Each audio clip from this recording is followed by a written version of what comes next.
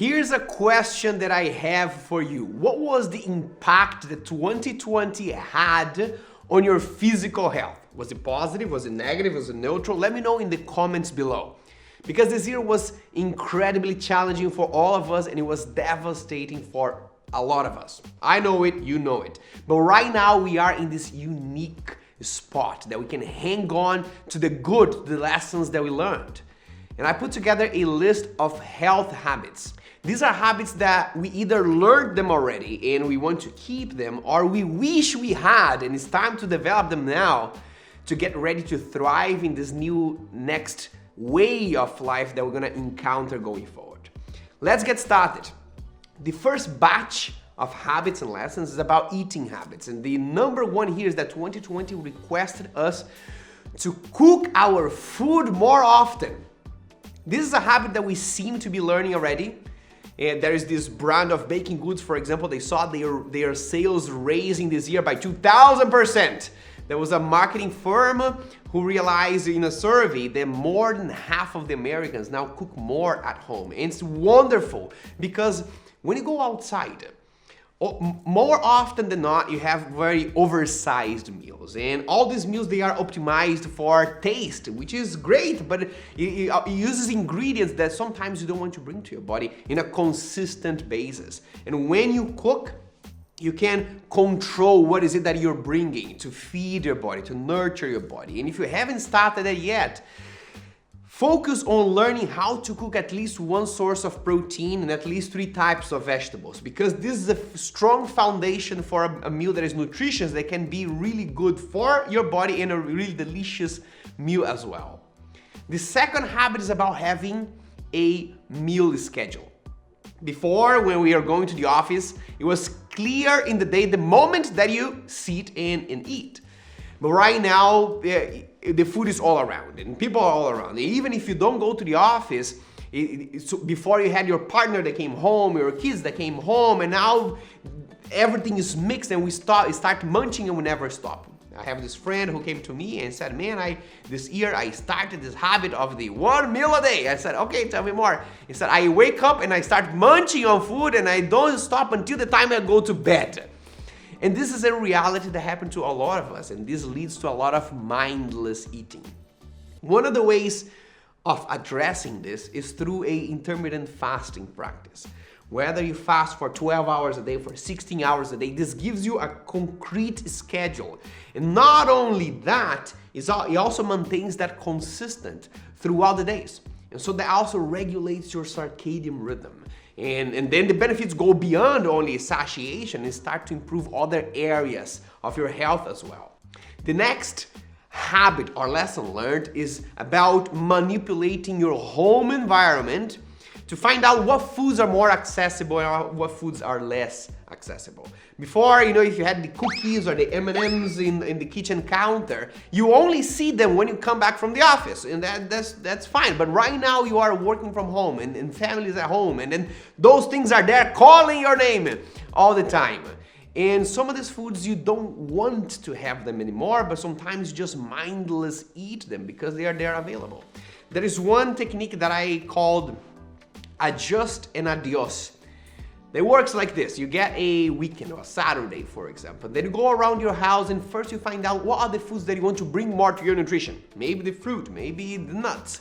And you leave them, you adjust their position. You bring from inside of the fridge or from the cupboard to this bowl on top of the kitchen counter.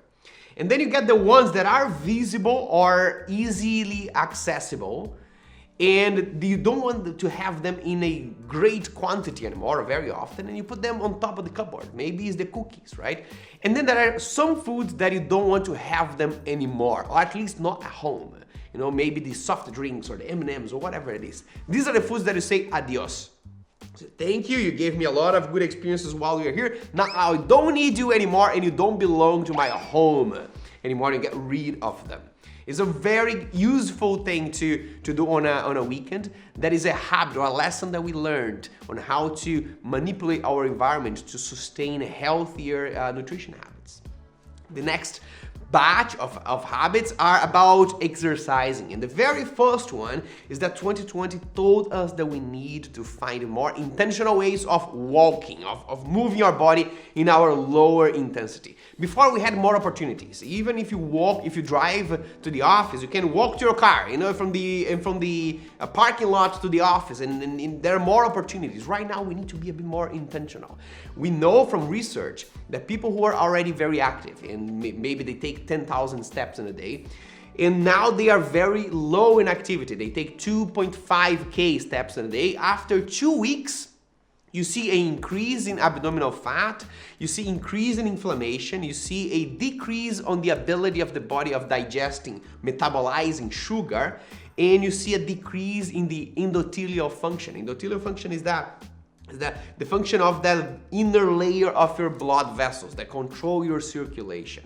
Just by this decrease on level of activity. Right now we need to be more intentional. And so you play with what you have. If you can go outside and walk, you do this a couple of times. You go for walks while you have calls, for example. When you meet friends, instead of meeting friends to watch TV or have food, you invite them for a walk. If you cannot go outside for a walk, then you can do movements at home. If you have a staircase, you use that. If you don't have, then it goes to the next lesson, that you want to have a repertoire of home workouts.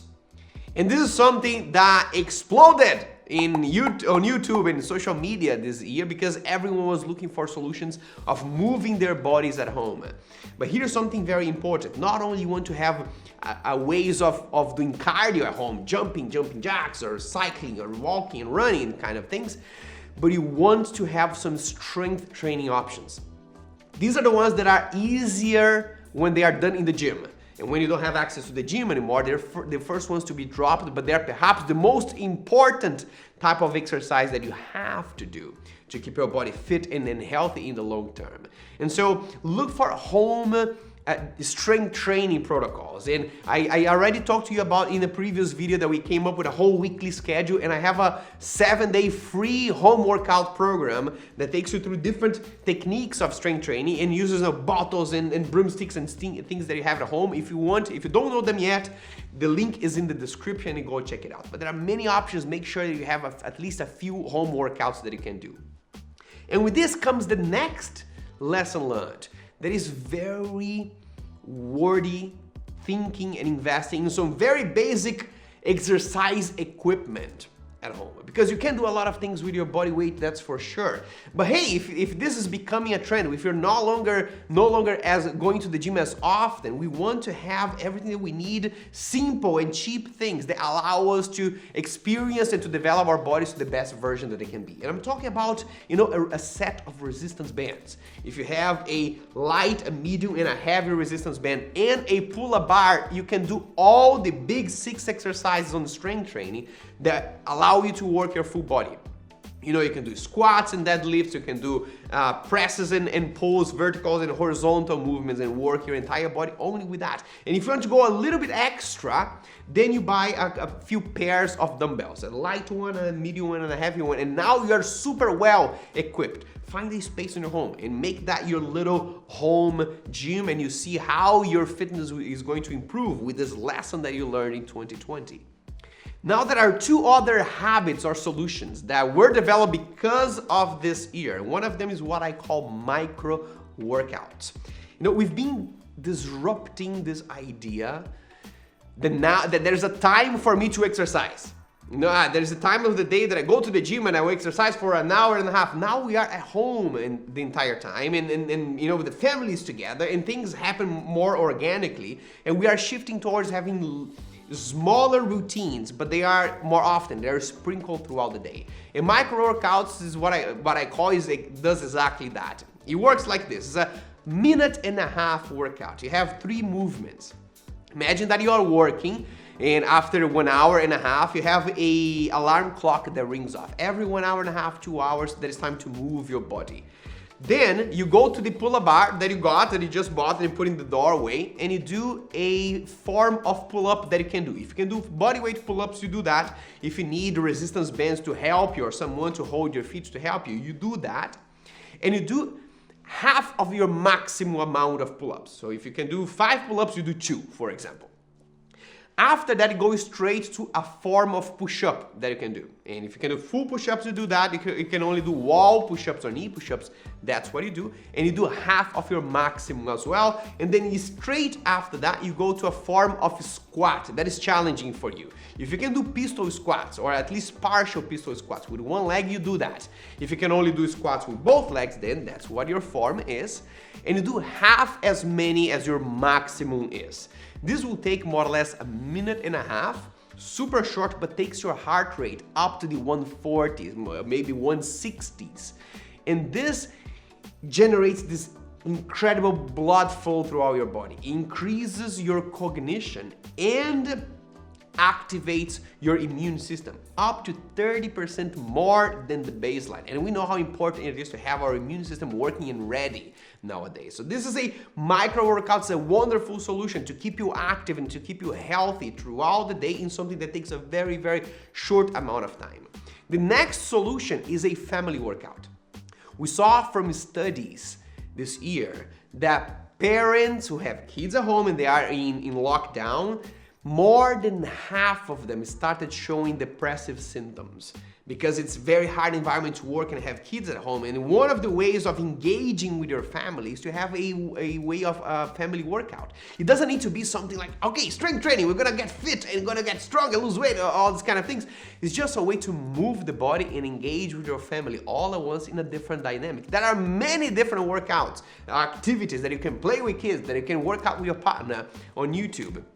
And I invite you to try a couple of them to see how you can work in this different dynamic and connect with your family in a way that you're also working with your body and everyone is having fun at the same time. The next batch of lessons learned are about health in general. And the first one is to get more sunlight, to develop more vitamin D, to synthesize more vitamin D. We know that this is really important for our immune system. And this got very clear to us in March this year when we saw in Sweden that the majority of the cases of COVID were coming from Somali descendants. And they represent less than 1% of the whole Swedish population. But around half of the deaths were coming from this group of people. And this is a group of people who live in a country who has less access, less sunlight, exposure to sunlight throughout the year, and they also have darker skin. And this is a combination that leads to a lower level of vitamin D. And so some scientists started to look at that and started seeing the same pattern showing up around the world. And people who had lower levels of vitamin D were more susceptible to coronavirus infection. And we don't have still the answer if vitamin D is the answer, because we are now doing the randomized control trials, but we know that vitamin D is a powerful mediator and regulator of your immune system. So if you go out for a walk, do this under the sun. If you cannot go out for a walk, but you maybe have a balcony that you can, instead of having coffee and reading a newspaper in your living room, do this in the balcony. Do this outside. Get more of sun exposure to increase your vitamin D levels. The next lesson learned that was wonderful, that we want to keep going forward, has to do with quitting addictions, especially when it comes to smoking. This year was the year that the smoking industry was foreseen to grow by 8%. It is a 56 billion industry. It's mind-blowing. But instead of growing 8%, they decreased by 13%. We saw more people quitting smoking this year than we saw in the whole past decade. And this is amazing, and not only something that will contribute to our health in general, but it's also a mindset that we are quitting the addictions, that we are quitting the things that are holding us back, because we need a health that is more resilient to times going forward.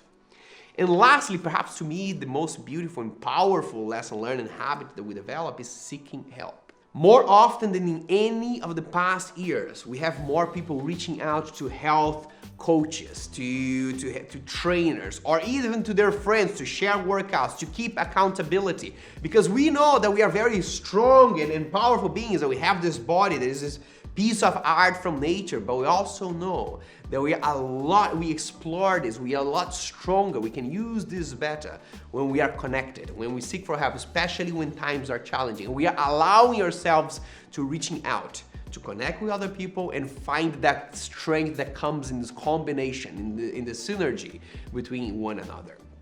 We know that by being human beings, we are not the fastest species, we are not the strongest species, but we have this incredible gift that we are capable of adapting.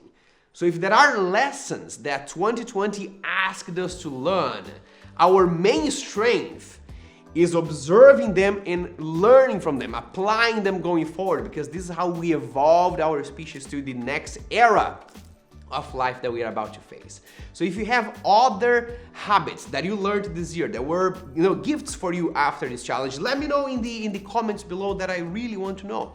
And if you are looking for other healthy habits to develop, I want you to watch this video right here. I made it with all the 12 habits that I developed across the years. They were the most powerful ones that helped me transform my body and my health. Let me know in the comments what were your learned lessons. If you have any question, I'm looking forward to see what each one of you is commenting. I'll talk to you in the comment section, and I'll see you in the next video.